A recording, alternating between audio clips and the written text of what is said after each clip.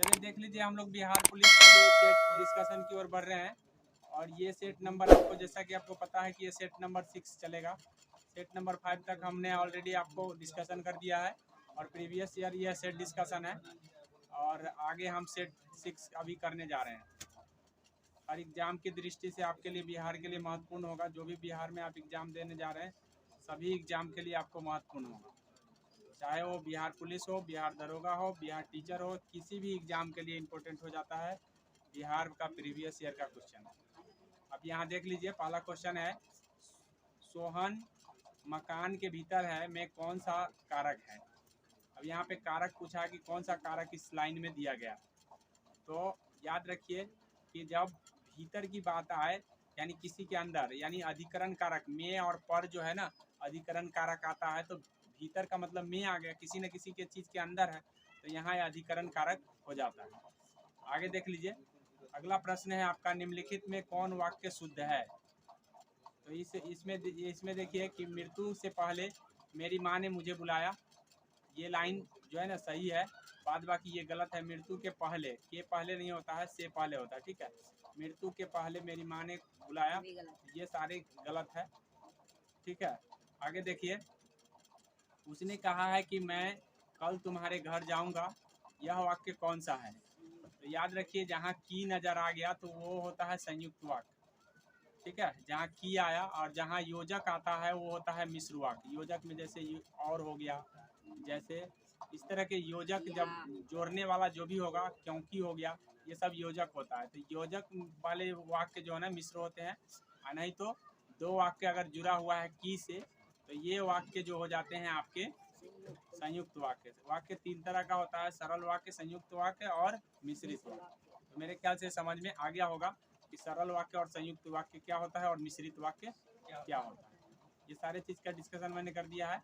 आगे देखिए, अगला क्वेश्चन है, निम्नलिखित शब्द में कमल का पर्यायवाची पूछा है कि कमल का पर्यायवाची है। तो कमल का जो पर्यायवाची होता है वो अरविंद होता है। कमल का पर्यायवाची अरविंद होता है, याद रखिएगा। अरविंद और राजीव जो है ना कमल का पर्यायवाची शब्द है। आगे है, लोहे का चना चबाना मुहावरे का क्या अर्थ है। तो लोहे का चना चबाना का मतलब है काफ़ी मेहनत करना या संघर्ष करना होगा, यहाँ संघर्ष करना सही हो जाएगा। बोला है कि हाथों हाथ में कौन सा समास है। तो हाथों हाथ में आपको ध्यान रखना है, हाथों हाथ अवयव आ रहे हैं, इसलिए अव्यय भाव, अवयव आने वाले में अव्यय भाव समास होगा। हाथों हाथ हो गया, प्रतिदिन हो गया, ठीक है, प्रतिदिन हो गया, इस तरह के यथाशक्ति हो गया। ऐसे समास को हम अव्यय भाव समास, क्योंकि अवयव लगे हुए होते हैं, तो याद रखिएगा अव्यय भाव समास है। कह रहा है, निम्नलिखित में कौन सा सही है। यहाँ सही नहीं है, ठीक है, अर्थात अशुद्ध है। तो अशुद्ध है तो याद रखिएगा कि उज्ज्वल में आप उज्ज्वल ऐसे लिखते हैं, उ ज आता है, देख लीजिए दोनों ज आधे होते हैं, इस तरह से आपको ध्यान रखना है। आता है उज्ज्वल, यहाँ गलत है, यहाँ कौन सही नहीं है, तो उज्ज्वल सही नहीं है, बाद बाकी ये सही है, ये भी सही है, और उपयुक्त में से तो ये तो सब नहीं, ठीक है, याद रखिए। अब हम आगे बढ़ जाते हैं। आगे बोला है, निम्नलिखित में किस शब्द में समास है, ठीक है। तो राज अध्यक्ष का मतलब राज अध्यक्ष का मतलब होता है, ठीक है, राज का अध्यक्ष होता है राज अध्यक्ष, ठीक है। इसका राजा और रानी, तो इसमें भी और लगा हुआ है, योजक लगे होते हैं तो ये होते हैं द्वंद्व समास होते हैं। इसमें है राजा का अध्यक्ष को राज अध्यक्ष, तत्पुरुष समास है। यथाशक्ति में अव्यय भाव समास है। इस तरह से सभी में समास है, उपयुक्त सभी हो जाएगा इसमें। आगे इंग्लिश का सवाल आ गया है, बोला है what is the similar meaning, मतलब सेम मीनिंग है। एंटोगनिस्ट का जो है ना सिमिलर मीनिंग क्या है सो पूछा। एंटोगनिस्ट का मतलब सेम मीनिंग, एंटोगनिस्ट का मतलब होता है विरोधी, इसका मतलब होता है विरोधी, इसके हिसाब से, ठीक है, ओपोनेंट होगा, और विरोधी को ओपोनेंट भी बोलते हैं, ठीक है। एंटोगनिस्ट का मतलब होगा ओपोनेंट, अर्थात विरोधी होता है। मेरे ख्याल से समझ में आ गया होगा। अब जो है, अब यहाँ देख लीजिए, अगला सवाल 10 नंबर है। 10 नंबर में बोला है अपोजिट मीनिंग। अपोजिट का मतलब एंटोनिम होता है, एंटोनिम होता है अपोजिट मीनिंग। अब यहाँ पे बोला है इनसेन का अपोजिट मीनिंग क्या होगा। इनसेन का मतलब होता है पागल, ठीक है। तो पागल का जो अच्छा आदमी सेन होता है, ठीक है, इनसेन का सेन हो जाए, ठीक है। जो स्वस्थ दिमाग से ठीक ठाक हो उसको सेन बोलते हैं, और इनसेन बोलते हैं जो दिमाग से ठीक ठाक ना हो। आगे देखिए, that which is the fit to be eaten, जो खाने योग्य हो उसको ईडिबल बोलते हैं। सब्स्टिट्यूट का सवाल है, ठीक है। नॉन एज किस रूप में जाना जाता है, जो खाने योग्य है उसे हम ईडिबल बोलते हैं, ठीक है। आगे है which of the following is similar meaning, similar का मतलब साइनोनिम हो गया। In in name only, in name only का सिनोनिम क्या होगा? तो हाँ, तो फ्रेज यानी कि सिमिलर, इस फ्रेज का सिमिलर मीनिंग कौन होगा, सो पूछा, ठीक है। अर्थात कहने का मतलब जो फ्रेज अर्थ दे रहा है वही सिमिलर, तो यहाँ नॉमिनल हो जाएगा, नॉमिनल, ठीक है। नॉमिनल होगा इन नेम ओनली, मतलब जो नाम वाला लिस्ट होता है उसको हम नॉमिनल बोलते हैं, नॉमिनल बोलते हैं। आगे है fill up the blank with the correct option, ठीक है। करेक्ट ऑप्शन के अकॉर्डिंग भरना है। Independence has bought equality of opportunity but mere laws dash equal rights was no enough, ठीक है। यहाँ गारंटी दिया हुआ है, तो कह रहा है कि इक्वल राइट जो है ना, गारंटी, ये गारंटी देता है। लॉज जो है ना, हमको कानून क्या करता है, इक्वल राइट का गारंटी देता है, मतलब समान अधिकार का गारंटी देता है।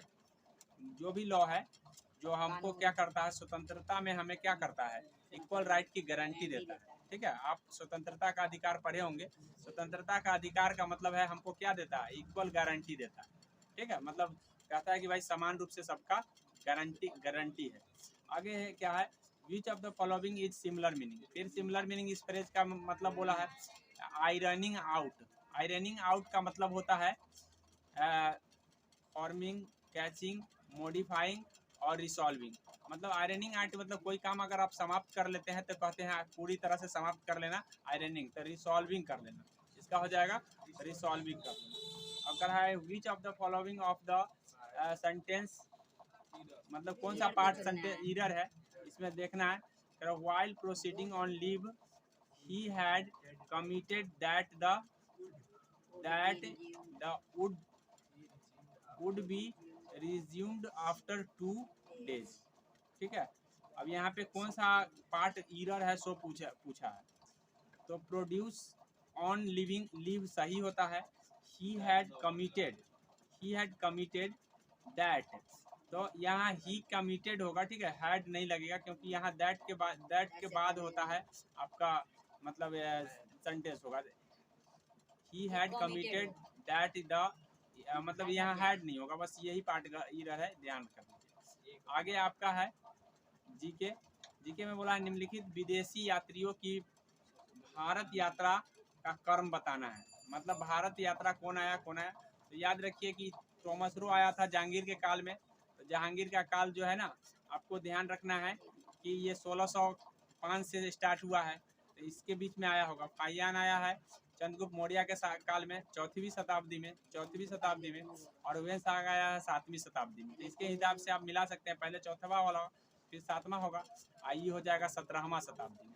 तो इस तरह से आप मिला सकते हैं कि कौन पहले होगा, पहले आपका दूसरा होगा, दूसरा नंबर फिर पहला होगा, ऐसा किस ऑप्शन में है, इस ऑप्शन में है कि नहीं।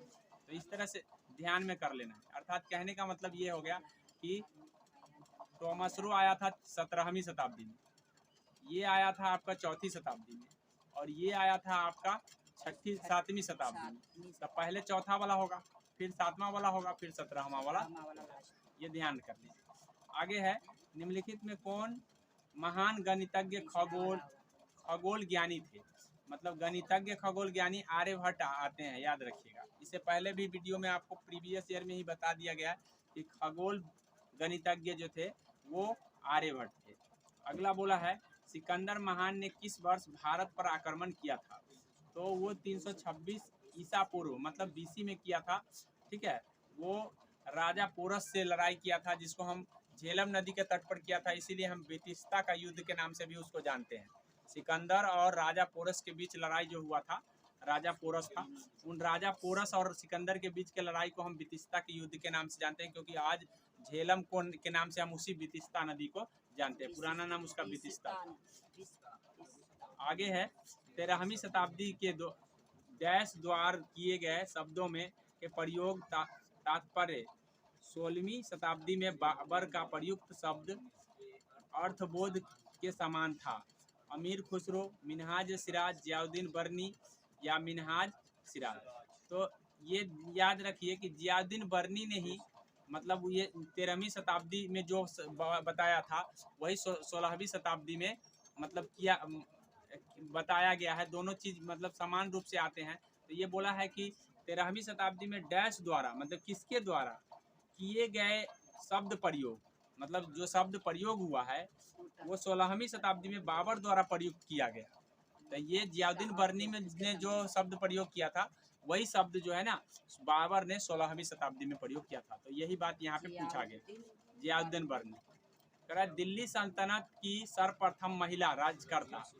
तो रजिया ने सबसे पहले किया था। याद रखिएगा दिल्ली सल्तनत में जो है ना, दिल्ली सल्तनत में जो शासक का कार्यकाल रहा है मैं थोड़ा बता दूं, ठीक है। सबसे पहले गुलाम वंश आया, ठीक है, गुलाम वंश को ही दास वंश के नाम से जानते हैं। उसके बाद आया खिलजी वंश, ठीक है, उसके बाद खिलजी वंश, उसके बाद आया तुगलक वंश, उसके बाद आया आपको तुगलक के बाद आया सैयद वंश, ठीक है, सैयद के बाद आया है आपका लोधी वंश, लोधी वंश। याद रखिएगा कि ये बारीकी से आया है। पहले गुलाब आया, तब खिलजी आया, तब तुगलक आया, तब सैयद आया, तब लोधी आया, ठीक है। तो ये ध्यान में कर लीजिए। ऐसे ये एक ट्रिक के जरिए हम याद रख सकते हैं कि गुलाब खिला तो सूंघ लो, ठीक है, गुलाब खिला तो सूंघ लो। अर्थात इस बातों को ध्यान में रखिएगा तो कौन कैसे आया है ये सीरीज याद रहेगा, ठीक है। गुलाब खिला तो सूंघ लो। तो यहाँ पे रजिया सुल्तान जो है ना गुलाब वंश से संबंधित है। ये इल्तुतमिश की बेटी थी और जो कुतुबुद्दीन ऐबक थे उसका दामाद था इल्तुतमिश। ये बात ध्यान में रखें। आगे है गियासुद्दीन तुगलक किस वर्ष तुगलक वंश का स्थापना किया था। तो उस समय मैं आपको बता दूं 1206 में गुलाब वंश आया, फिर 1290 में खिलजी वंश आया, उसके बाद आया है 1320 में आया है तुगलक वंश। तो गुलाब खिला तो सुन लो, ये सारे डेट आपको ध्यान रखना है। 1206, 1290 और 1320 से स्टार्ट हुआ है तुगलक वंश। तो पर तुगलक होता है, ठीक है, याद रखिए। गुलाब खिला तो सुन लो। आगे देख लीजिए, मुगलों के वंशज मुगल कहाँ के निवासी थे। तो जो मुगल मूल रूप से कहाँ के निवासी थे, तो मैं आपको बता दूं कि वो जो थे मध्य एशिया कह सकते हैं, ठीक है, मध्य एशिया से आए हुए थे। हालांकि देख लीजिए हमारी बात सुन लीजिए कि ये जो है ना ये जो है ना मंगोल और तुर्क मिल करके बना। मंगोल और तुर्क मिल करके ये मुगल बना हुआ है। मंगोल शासक थे, आपको तुर्क शासक थे बाबर जो हुआ तुर्क शासक था। इसकी पत्नी जो हुई सॉरी इसकी माँ जो हुई थी ये मंगोल शासक थी, इसीलिए इसका नाम मुगल रख पड़ गया है। तो याद रखिएगा कि दोनों दो तरफ से है, लेकिन मध्य एशिया माना जाएगा यहाँ पे, ठीक है, मध्य एशिया। याद रखिए मंगोल एशिया में पड़ता है, वही तुर्की यूरोप में पड़ता है, लेकिन मध्य एशिया क्योंकि बाबर ने अपने ही जगह का नाम बताया है इसीलिए मध्य एशिया माना जाता है। अब यहाँ पे देखिए हुमायूं, मध्य एशिया, एशिया भारत नहीं एशिया। आगे देखिए दिल्ली हुमायूं का मकबरा किस शासक ने बनवाया था। तो दिल्ली हुमायूं का मकबरा जो है ना इसमें से कोई नहीं बनाया था, ठीक है, नूरजहां बनवाई थी, नूरजहां बनवाई थी, ठीक है। तो इसमें से कोई नहीं है, ध्यान में करना हुमायूं का मकबरा। आगे है नहीं नूरजहां, सॉरी नूरजहां नहीं, असमत बेगम। नूरजहां तो इसकी पत्नी थी जहांगीर की। जहांगीर का पूछा है ना, जहाँ ये हुमायूं ना है तो हुमायूं का असमत बेगम है, और यह नूरजहां बनवाई थी इसकी जहांगीर की। याद रख लीजिए। आगे है कि किस कला को कैलोग्राफी कहा जाता है। तो सुंदर लेखन को हम कैलोग्राफी कहते हैं, याद रखिए। सुंदर लेखन को हम क्या कहते हैं, कैलोग्राफी, याद रखिए। आगे बोला है कि राजराजेश्वर मंदिर कहाँ स्थित है। राजराजेश्वर मंदिर कहाँ पर है। तो राजराजेश्वर मंदिर जो है ना ये चोल शासक ने बनवाया था, तंजौर में पड़ता है, ठीक है, तंजावुर, ठीक है, याद रखिएगा तंजावुर है, तंजावुर में ये पड़ता है। अब और चोल शासकों ने बनवाया था, ये बात भी आप ध्यान में कर लीजिए, ठीक है। राज राजेश्वर बनवाया था। आगे है पंडित जवाहरलाल नेहरू का जन्म कब हुआ था, ठीक है। पंडित जवाहरलाल नेहरू का जन्म 1879 में 14 नवंबर 1879 को हुआ था, इसीलिए 14 नंबर के 14 नंबर हम लोग, सॉरी नवासी नहीं, नवासी में हुआ था ये 14 नवंबर 1889, ठीक है, 1889। अभी 1889 में हुआ था। 14 नंबर के 14 नंबर हम लोग बाल दिवस मनाते हैं इन्हीं के जन्म, ठीक है, चिल्ड्रन दिवस जिसको कहते हैं। आगे देख लीजिए, इसका आंसर ये हो जाएगा। आगे बोला है डैश में महात्मा गांधी द्वारा दांडी मार्च अभियान शुरू किया गया था, तो ये सबको पता है। 1930 में 12 मार्च को शुरू हुआ था, 6 अप्रैल को अंतिम हो गया। 24 दिन की यात्रा चली थी 78 सहयोगियों के साथ, महात्मा गांधी को छोड़ के, ठीक है। आप महात्मा गांधी के लेके कहेगा तो 79, ठीक है। स्वराज मेरा जन्मसिद्ध अधिकार है और मैं इसे लेकर रहूंगा, मैं कई बार बता चुका हूँ। बाल गंगाधर तिलक, ठीक है, लखनऊ अधिवेशन में बोले, ठीक है। तो इसका आंसर हो जाएगा लोकमान्य बाल गंगाधर तिलक। आगे देख लीजिए, 1930 में बिहार में किसान आंदोलन का नेतृत्व किसने किया था, तो बिहार में किसान आंदोलन का स्वामी सहजानंद किए थे, ठीक है। स्वामी सहजानंद बिहार में किसान आंदोलन के किए थे, मतलब नेतृत्व किए थे। याद रखिएगा कि किसान सम्मेलन 1936 में हुआ था, ये भी पूछा जाता है 1936 में कब हुआ था, सॉरी कब हुआ था किसान सम्मेलन, और ये किसान सम्मेलन की अध्यक्षता यही करे थे स्वामी सहजानंद। तो ये भी प्रश्न पूछे जाते हैं कि जो 1936 में राष्ट्रीय किसान सम्मेलन हुआ था उसमें अध्यक्षता कौन करे थे, तो वह स्वामी सहजानंद करे थे। तो 2 प्रश्न इनसे आप पूछा जा सकता है, स्वामी सहजानंद को आप याद रखेंगे। उसके बाद बोला है कि नील दर्पण के लेखक कौन है, नील दर्पण के लेखक, तो दीनबंधु मित्र जो है ना, नील दर्पण के लेखक है, दीनबंधु मित्र। याद रखेंगे कि नील दर्पण एक नाटक है और वही नाटक को लिखने वाला दीनबंधु मित्र। आगे देख लीजिए, बोला है ब्रिटिश हाउस ऑफ कॉमन सर्वप्रथम किस भारतीय ने आर्थिक निष्कासन सिद्धांत दिया था, मतलब धन निष्कासन का सिद्धांत मैं दादा भाई नौरोजी कई बार बता चुका हूँ आपको, जब हम कांग्रेस अधिवेशन बता रहे थे, ठीक है, जिसको हम ड्रेन थ्योरी के, द थ्योरी ऑफ ड्रेन के नाम से जाना जाता है। याद रखिए, धन निष्कासन का सिद्धांत, ठीक है। धन निष्कासन का सिद्धांत कौन दिया है, दादा भाई नौरोजी। मतलब ब्रिटिश लोग हमारे यहाँ से धन लूट रहे हैं, इसका सिद्धांत उसने पहली बार उन्होंने बताया, ठीक है। और उसके बाद है भारत के लिए प्रति व्यक्ति आय का गणना सबसे पहले दादा भाई नौरोजी ही किए थे, याद रखिएगा। और दादा भाई नौरोजी जो है, आपको ध्यान रखना है कि 1906 के अधिवेशन की अध्यक्षता भी करे हैं कांग्रेस की, ये बात ध्यान में कर लीजिए। आगे बोला है कि किस ब्रिटिश गवर्नर जनरल ने में से सती प्रथा का उन्मूलन, तो मैं कई बार बता चुका हूँ, लॉर्ड विलियम बेंटिक जो है ना, सती प्रथा का उन्मूलन 1833 में कर दिया था। 1833 का चार्टर एक्ट आया था, उसके बाद वो विलियम बेंटिक भारत का गवर्नर जनरल बन गया।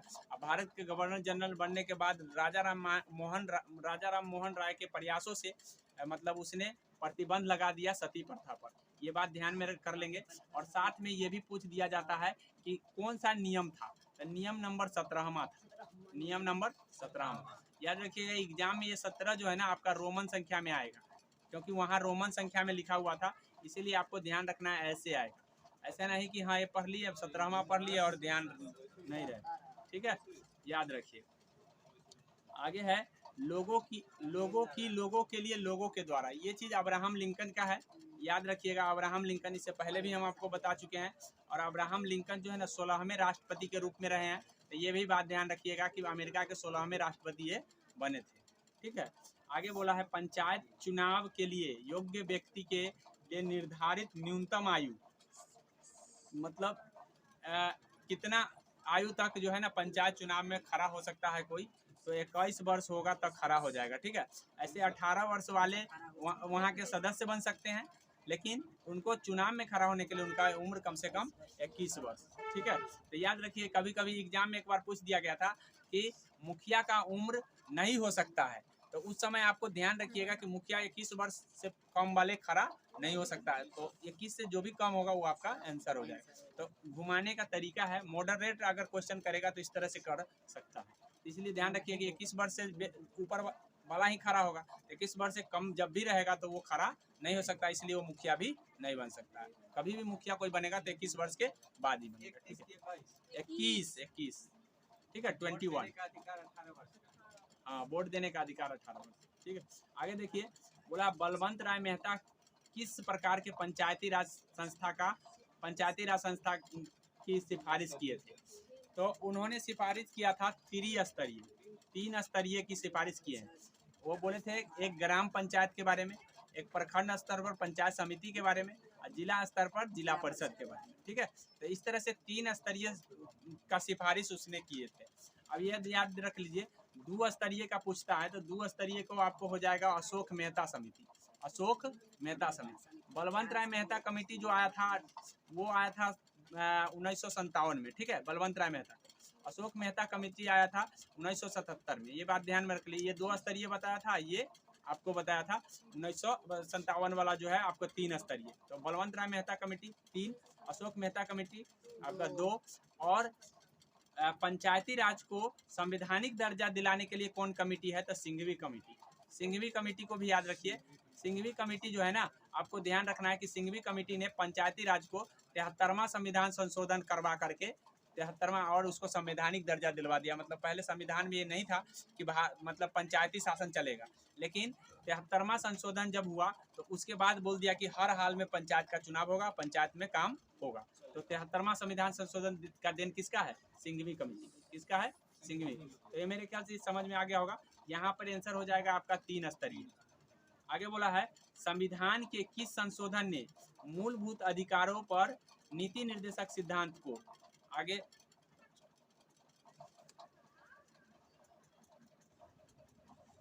बोला है, नीति निर्देशक को कौन श्रेष्ठता प्रदान किया है, मतलब नीति निर्देशक तत्व को श्रेष्ठता कौन प्रदान किया है। तो याद रखिए कि ये 44वां संविधान संशोधन ने नीति निर्देशक तत्व को श्रेष्ठता प्रदान किया है, ये याद रखेंगे।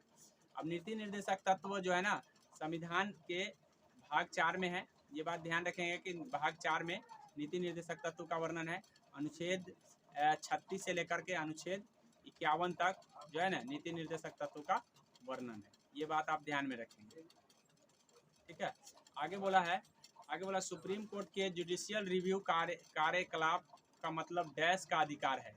मतलब जुडिशियल रिव्यू में क्या चीज़ का अधिकार है, तो उनका संविधान में विधि प्रावधान की संवैधानिक वैधता परीक्षण करना। मतलब कहने का मतलब है कि अगर कोई सर्वोच्च न्यायालय अगर कोई फैसला सुना दिया है तो चाहेगा तो वो अपने फैसला को फिर से उसका परीक्षण कर सकता है, मतलब जांच सकता है कि हमारा फैसला सही है या गलत। तो इसी का मतलब होता है न्यायिक पुनर्वलोकन। इसको अंग्रेजी में हम जुडिशियल रिव्यू कहते हैं। जुडिशियल रिव्यू को हम हिंदी में कभी हिंदी में भी पूछा, न्यायिक पूर्वावलोकन। ठीक है, न्यायिक पूर्वावलोकन जो हम होता है पुनर्वलोकन के नाम से जाना जाता है। अब ध्यान रख लीजिए, इसका मतलब हुआ कि पुनः परीक्षण कर सकता है। संवैधानिक विधि प्रावधान को संवैधानिक वैधता परीक्षण, मतलब उसकी सही और गलत के लिए परीक्षण करने का अधिकार सर्वोच्च न्यायालय को मिला हुआ है, इसीलिए ध्यान में कर लेंगे। आगे बोला है कि किसी राज्य के मुख्यमंत्री, ठीक है, की नियुक्ति कौन करता है। तो अनुच्छेद 163 के तहत मुख्यमंत्री की नियुक्ति राज्यपाल करते हैं। मुख्यमंत्री की नियुक्ति राज्यपाल करते हैं, याद रखिएगा। मुख्यमंत्री की नियुक्ति राज्यपाल, और राष्ट्रपति जो है ना, याद रखिएगा, प्रधानमंत्री की नियुक्ति राष्ट्रपति करते हैं। अब यहाँ पे ध्यान में कर लीजिए कि उच्च न्यायालय के न्यायाधीशों की सेवानिवृत्ति के बाद निजी तौर पर वकालत का व्यवसाय किस स्तर पर तक कर सकते हैं।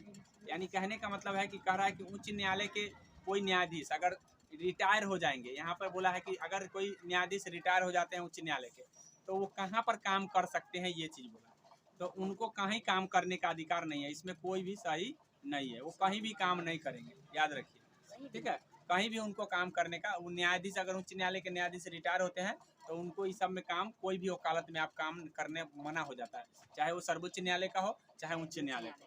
ठीक है, क्यों, हाँ रिटायरमेंट मिलता है, क्यों नहीं मिलता है, वो नहीं कर सकते हैं। क्यों, क्योंकि मान लीजिए कि वो एक गरिमा पद पर जा चुके हैं और गरिमा पद से छोटे पद पर जाना इसका मतलब है कि उस पद का तौहीन है, इसीलिए कोई भी पद पर वो काम लाभ के पद पर नहीं कर सकते, याद रखिए। आगे बोला है सर्वोच्च न्यायालय के न्यायाधीश डैश वर्ष की आयु तक सेवारत रह सकते हैं, मतलब कै वर्ष तक। तो सर्वोच्च न्यायालय है तो 65 वर्ष, उच्च न्यायालय होगा तो 62 वर्ष, याद रख लीजिए। फ्रेंच ओपन टेनिस 2014 का, तो 2014 में तो राफेल नडाल जीता था, याद रखिएगा, ठीक है। और 2014 पूछेगा नहीं, 2022 पूछेगा, 23 पूछेगा, इससे ज़्यादा नहीं पूछेगा। अब आगे बोला है निम्नलिखित में से इस पूरा फ्रेंच ओपन, मैं ओपन टेनिस ओपन के बारे में बता दूं, 4 तरह का टेनिस ओपन होता है। एक होता है यूएसए ओपन होता है, एक फ्रेंच ओपन होता है, एक विलम्बडन ओपन होता है, ठीक है, एक विलम्बडन, एक ऑस्ट्रेलिया ओपन होता है, याद रखिएगा। 4 तरह का ओपन होता है, जिसमें से सबसे पहले आपका जो होता है ऑस्ट्रेलिया ओपन होता है, सबसे लास्ट में यूएसए होता है, बीच में होता है आपका फ्रेंच और विलम्बडन। सबसे पुराना अगर ओपन है तो ये आप ध्यान में कर लीजिए, टेनिस का जो है ना विलम्बडन ओपन जो है ना सबसे पुराना है। ये सवाल भी पूछ लिया जाता है, इसीलिए हम आपको बता दिए। आगे बोला है निम्नलिखित में से किस की हमारे सौर मंडल के एक ग्रह के रूप में गणना नहीं होती है, मतलब कौन जो है ना सौर मंडल में ग्रह नहीं है। तो याद रखिए कि प्लूटो पहले 9वां ग्रह हुआ करता था 2006 से पहले, लेकिन 2006 के बाद प्लूटो को ग्रह के श्रेणी से हटा दिया। अब जो है हमारे सौर मंडल में मात्र 8 ग्रह है, ठीक है। 9 ग्रह हुआ करता था 2006 से पहले, तो प्लूटो को ग्रह मान लिया था। लेकिन कुछ वैज्ञानिकों का कहना है कि नहीं, प्लूटो ग्रह के श्रेणी में नहीं रखा जा सकता, क्योंकि ये दीर्घवृत्ताकार, मतलब जिस तरह से ग्रह चक्कर लगाता है सूर्य को, ये नहीं लगा पाता है, इसीलिए इसको ग्रह की श्रेणी से हटा दिया गया, इसको क्षुद्र ग्रह नाम दे दिया गया, याद रखिए। आगे है दक्षिणी गोलार्ध में उत्तरायण किस दिन होता है। तो दक्षिणी गोलार्ध में उत्तरायण जो होता है वो याद रखिएगा कि 22 दिसंबर को होता है, ठीक है। 22 दिसंबर को दक्षिणी गोलार्ध में उत्तरायण हो जाता है, अर्थात कहने का मतलब है कि वहाँ दक्षिणी गोलार्ध में 22 दिसंबर को गर्मी आ जाती है और हमारे यहाँ ठंडी आ जाती है। उत्तरायण होने के कारण हमारे यहाँ ठंडी होता है और दक्षिणी गोलार्ध में गर्मी होता है, क्योंकि उत्तर की तरफ सूर्य, जैसे ये सूर्य है तो पृथ्वी झुका हुआ है। जैसे मान लीजिए कि इस कक्षा में सूर्य मतलब सूर्य के मतलब ये कक्षा में घूम रही है पृथ्वी, तो क्या होता है कि पृथ्वी अपने अक्ष से झुका हुआ है। अब अक्ष से झुका हुआ है तो इसका मतलब क्या है, वो दक्षिण की ओर ज़्यादा झुक जाता है 22 दिसंबर को, और उत्तर की ओर जब ज़्यादा झुकता है तो गर्मी उत्तर में आ जाता है, जब दक्षिण की ओर झुकता है तो दक्षिण की ओर। तो ये ध्यान में कर लेंगे, ठीक है, झुकने के कारण, इसलिए उत्तरायण और दक्षिणायन होता है। आगे बोला है पृथ्वी की प्राकृतिक उपग्रह, मतलब पृथ्वी का एक उपग्रह कौन है। तो आर्यभट्ट तो ये कृत्रिम है, चंद्रमा है, चंद्रमा जो ये तो खुद ग्रह है, यो खुद ग्रह है, नेपच्यून ग्रह है, तो उपग्रह आपका चंद्रमा है, ठीक है। आगे बोला है दिल्ली से हावड़ा चलने वाली राजधानी एक्सप्रेस गुजरती है, मतलब दिल्ली से हावड़ा जो चलती है वो राजधानी गुजरती है, मतलब किस राज्य से होकर गुजर रही है। तो मैं थोड़ा लोकेशन आपको बता दूं कि जैसे कहने का मतलब है कि ये आपका बिहार, मतलब भारत की राजधानी यहाँ पे दिल्ली है, और दिल्ली है, उसके बाद आपका यहाँ पड़ता है यूपी, ठीक है, और यहाँ पड़ता है यूपी के बाद यहाँ बिहार, और बिहार के बाद यहाँ पश्चिम बंगाल है। तो आप यहाँ देख लीजिए, अगर कोई दिल्ली से आएगा तो ऐसे आएगा, तो पहले यूपी में इंटर करेगा, फिर बिहार में इंटर करेगा, फिर उसके बाद पश्चिम बंगाल में इंटर कर जाएगा। तो इस तरह से है, जब पश्चिम बंगाल इंटर करेगा तो उसके बाद आसाम में चल जाएगा, ठीक है, आसाम में चल जाएगा। तो यहाँ पे देख लीजिए ये कहाँ है, दिल्ली से कहाँ होगा, उत्तर प्रदेश, और उत्तर प्रदेश के बाद पश्चिम बंगाल। ऑप्शन नंबर आपका 3 में दिख रहा है, ठीक है, ऑप्शन नंबर 3 बोला है गीतांजलि एक्सप्रेस के डैश के बीच चलती है। तो मुंबई से हावड़ा के बीच चलता है, ठीक है, मुंबई से हावड़ा के बीच गीतांजलि एक्सप्रेस चलता है, याद रखिए। कभी कभी पूछ लिया जाता है, आप ध्यान में कर लीजिए, ठीक है। 1-2 प्रश्न जो चर्चित, जैसे कहने का मतलब है कि अभी चर्चित जो ट्रेन होगा उसका पूछ लिया, हाँ, तो जो चर्चित होगा वो पूछा जाता है, ये नहीं कि सब में से पूछा जाता। तो वो नॉर्मली आपको बता दिया जाएगा कि कौन से चर्चित अभी ट्रेन है, उसके नाम पूछे जाएंगे, क्योंकि उस समय वो चर्चित था, इसीलिए पूछ लिया। आगे है दक्षिणी नवल कमांड का मुख्यालय कहाँ है, मतलब दक्षिणी जो कमांड है उसका मुख्यालय क्या है, कहाँ है। तो मैं आपको बता दूं 3 कमांड है, 3 कमांड में से एक है आपका दक्षिणी, एक है आपका पूर्वी, ठीक है, पूर्वी, एक है आपका पश्चिमी। 3 कमांड है। तो ये पश्चिमी कमांड जो है ना, इधर पश्चिम है तो पश्चिमी कमांड होगा, इधर दक्षिण है तो दक्षिणी कमांड होगा, इधर पूरब है तो पूर्वी कमांड होगा। अब लोकेशन से आप ध्यान में रखेंगे तो याद रखें। तो पूर्वी कमांड जो पश्चिमी कमांड का मुख्यालय होगा वो गुजरात में होगा, ठीक है। ये पश्चिम में गुजरात है ना पड़ रहा है, तो गुजरात में होगा। और दक्षिणी में होगा केरल में, सबसे दक्षिण कौन है, केरल में, तो केरल में होगा, ठीक है। और उसके बाद है जो पूर्वी का पूछेगा तो विशाखापत्तनम में, ठीक है। तो केरल में कहाँ, केरल में कोची में होगा। और गुजरात में इस तरह से ध्यान में कर लीजिए कि ये हमने पश्चिमी बताया, पूर्वी बताया और दक्षिणी बता दिया, तीनों का लोकेशन बता दिया। अब यहाँ पे क्या ऑप्शन है देख लेते हैं। यहाँ पे बोला दक्षिणी नवल कमांड का मुख्यालय कहाँ है, तो कोची केरल में पड़ता है, कोची केरल में पड़ता है, इसलिए कोची में होगा। मैंने लोकेशन से इसलिए बताया ताकि हमेशा याद रहे। आगे देख लीजिए, निम्नलिखित में से कौन सा देश का सबसे पुराना पैरामिलिट्री है। पैरामिलिट्री जो है ना, कौन सबसे पुराना है, तो मैं आपको बता दूं 1835 में बना था असम राइफल, असम राइफल, ठीक है। तो असम राइफल सबसे पुराना है, इससे पहले कोई नहीं बना है। सीआरपीएफ 1948 में बना है, बीएसएफ आपका सीआईएसएफ 1969 में बना है और बीएसएफ 1965 में बना है। तो आप इसी के हिसाब से देख लीजिए, ये 1965 में है, ये आपका 1948 में है, ये आपका 1969 में है और असम राइफल 1835 में है। तो इसी पता चल गया कि भाई जो है चार जो है असम राइफल जो है ना सबसे पुराना है, सबसे पुराना कौन है, असम राइफल।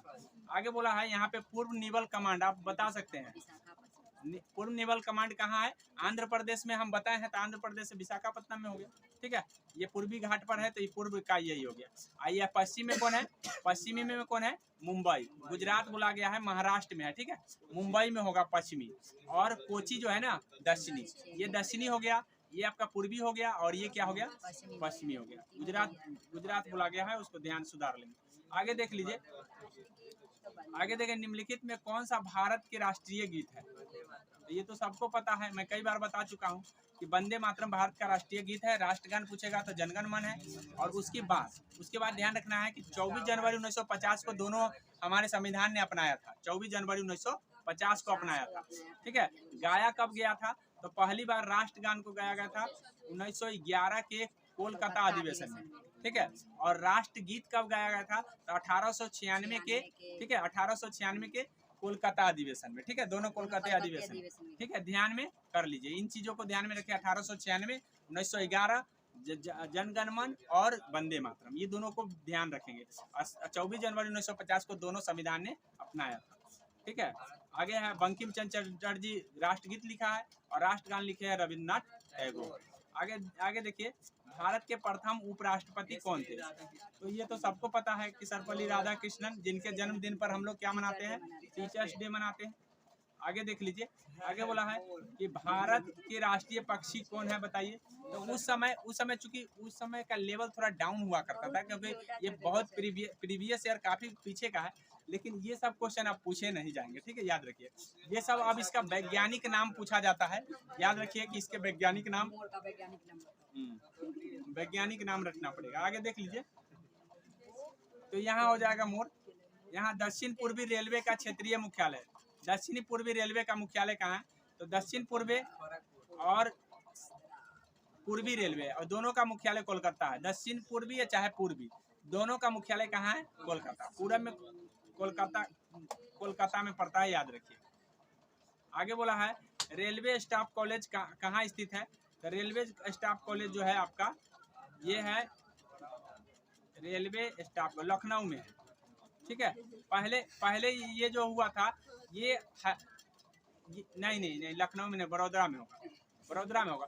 उत्तराखंड में स्थापित हुआ था और बड़ौदा में ले गया था, गुजरात में ले गया था, ठीक है। तो उत्तराखंड में स्थापित हुआ था, और जो है ना ये स्थापित होने के बाद अभी बोला है वर्तमान में कहाँ है, तो बड़ौदा में कहाँ है, लेकिन ये कहाँ स्थापित हुआ था, तो उत्तराखंड में, याद रखेंगे। बोले कोची बंदरगाह कहाँ स्थित है, सबको पता है, केरल में, ठीक है। आगे देखिए, लोकप्रिय गोपीनाथ बारदोलाई अंतर्राष्ट्रीय हवाई अड्डा, तो गोपीनाथ बारदोलाई जो है ना असम के कोई नेता थे, वो आप ध्यान रखिए। तो असम कहाँ, गुवाहाटी में होगा। गोपीनाथ बारदोलाई असम के नेता थे, तो याद रखिएगा कि गुवाहाटी में वो अंतर्राष्ट्रीय हवाई अड्डा है।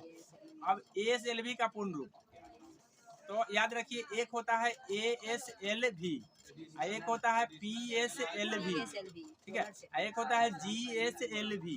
अब सब का मतलब याद कर लीजिए, सब में ई वही रहेगा, ई कॉमन है, लेकिन खाली A, P और S को आप याद कर लीजिए।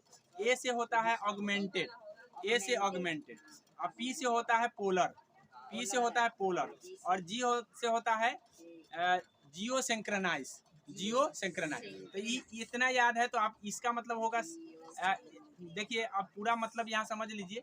यहाँ पे देखिए, ऑगमेंटेड सैटेलाइट लॉन्च व्हीकल, तो सैटेलाइट लॉन्च व्हीकल सब में होगा, ठीक है, सैटेलाइट लॉन्च व्हीकल तो सब में है, खाली ऑगमेंटेड यहाँ पे होगा। अब P होगा तो क्या होगा, polar, polar satellite launch vehicle, और G होगा तो सिंक्रोनाइज सैटेलाइट लॉन्च व्हीकल, ठीक है, ये सिंक्रोनाइज, यह ध्यान में कर लीजिए। अब समझ में आ गया। अब कॉर्बेट राष्ट्रीय उद्यान तो सबको पता है, ठीक है, उत्तराखंड में, लेकिन अब कॉर्बेट आपको ध्यान में याद रखिएगा, ये पूछा जाता है कि सबसे पुराना राष्ट्रीय उद्यान कौन है, तो जिम कॉर्बेट। पुराना नाम इसका क्या नाम है, तो हेली, इसका पुराना नाम हेली है, याद रखिएगा। जिम कॉर्बेट का पुराना नाम हेली है, पहले हेली के नाम से स्थापित हुआ था। सबसे पहले अगर कोई राष्ट्रीय उद्यान है तो यही हेली है, हेली का नाम बदल करके जिम कॉर्बेट कर दिया गया। ये उत्तराखंड में है, ये सबको पता है, लेकिन ये इन चीजों को ध्यान में जो रखेगा वही सही ठीक कर पाएगा, याद रखिए, ठीक है।